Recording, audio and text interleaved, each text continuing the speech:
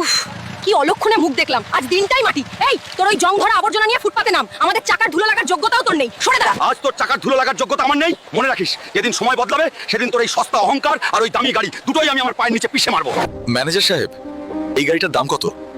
তোর মতো ভিখারির 7 জন্ম বিক্রি করলেও এর একটা চাকা কিনতে পারবি না। বের হও এখান থেকে, ছোট লোক কোথাকার।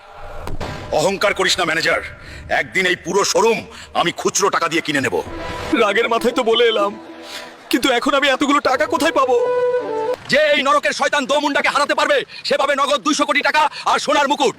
এই সুযোগ ওই শয়তানকে হারিয়ে আমাকে জিততেই হবে। আজ কি কোনো বাঙালির বুকে দম নেই যে আমার সাথে লড়বে? ও ভারত বাংলার বন্ধুরা, এই শয়তান দোমুন্ডাকে আমি হারাবো রে। আপনারা শুধু লাইক আর সাবস্ক্রাইব করে কমেন্টে আপনাদের দেশের নামটা লেখো।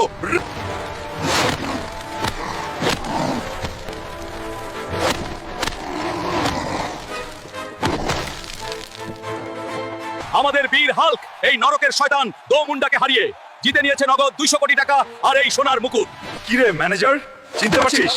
বলেছিলাম না তোর এই পুরো শোরুম আমি পকেটের খুচরো পয়সা দিয়ে কিনে নেব। আজ থেকে এই শোরুমের মালিক আমি। আর ম্যাডাম, আজ তোমাদের ওই বাইক আমার গাড়ির চাকার ধুলোর যোগ্যও না। সস্তা আমি ছিলাম না, সস্তা ছিল তোমাদের ওই অহংকার। এবার রাস্তা ছাড়ো।